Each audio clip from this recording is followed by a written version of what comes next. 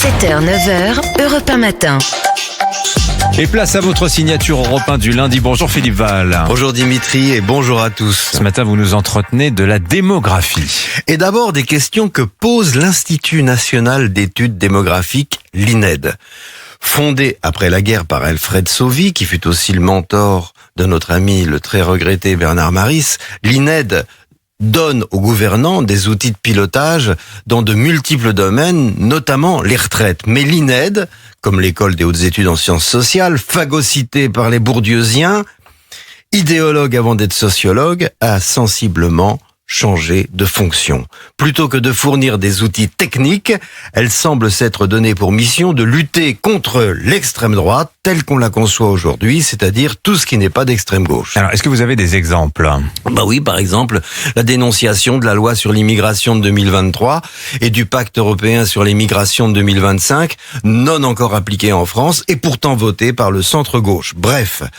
Autrefois, l'INED s'occupait du réel, il s'occupe désormais des idées brumeuses derrière lesquelles se cache le mur dans lequel nous fonçons tête baissée. Et c'est si grave que ça, Philippe. Eh oui, malgré 6 500 000 émigrés en plus d'ici 2070, la France comptera 3 200 000 habitants en moins, avec un taux de fécondité de 1,4 enfants par femme.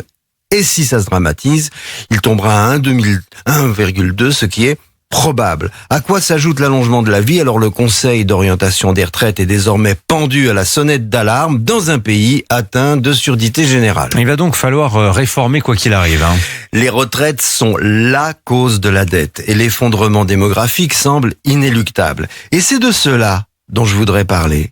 L'alerte a été donnée d'abord par la Corée du Sud, qui a chuté à 0,7 enfants par femme il y a 3 ans. Que se passe-t-il dans nos démocraties libérales où l'on vit plutôt mieux et plus heureux qu'ailleurs pour qu'on renonce à faire des enfants? Sans doute s'agit-il d'un phénomène à cause multiple, Philippe. Et bien sûr, il y a des évidences. Le manque de crèches, la difficulté de trouver des logements abordables pour une famille avec plusieurs enfants, le prix des nounous, la dégradation de l'image de l'école. À cela, il faut ajouter le retour de la guerre et l'irresponsable catastrophisme écologique.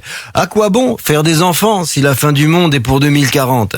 Alors que c'est l'essence de l'aventure humaine que de surmonter les tragédies sanitaires, guerrières, religieuses et climatiques. C'est la joie de vivre qui triomphe des épreuves. Et alors vous nous dites, Philippe, qu'il n'y a pas que ces raisons qui sont déjà bien connues au manque de désir d'enfant. Non, et j'en vois une dont on parle peu, mais qui me semble évidente. Dans nos pays développés, les femmes ont gagné un statut égal à celui des hommes. Désormais, elles gagnent leur vie et sont indépendantes. Leur rôle a changé du tout au tout. Mais il semble en revanche que les hommes ont toujours le même rôle, voire la même absence de rôle dans les tâches ménagères et autres qu'impliquent les enfants. C'est pourquoi les femmes libres d'aujourd'hui cumulent les tâches et les responsabilités familiales des femmes d'autrefois avec un travail égal à celui des hommes, et ce n'est simplement pas supportable. Elles préfèrent ne plus avoir d'enfants et on les comprend. Mais alors quelle est la solution, Philippe ? Un changement de comportement des hommes. Et je voudrais partager mon expérience personnelle. Père et marié à une femme très active, j'ai dû accomplir beaucoup de tâches qui, hélas, n'incombent généralement qu'aux femmes. Or, je veux témoigner du bonheur que j'en ai tiré, au point que je pense que c'est une seconde vie, infiniment plus heureuse que la première, qui a commencé avec l'arrivée d'un enfant.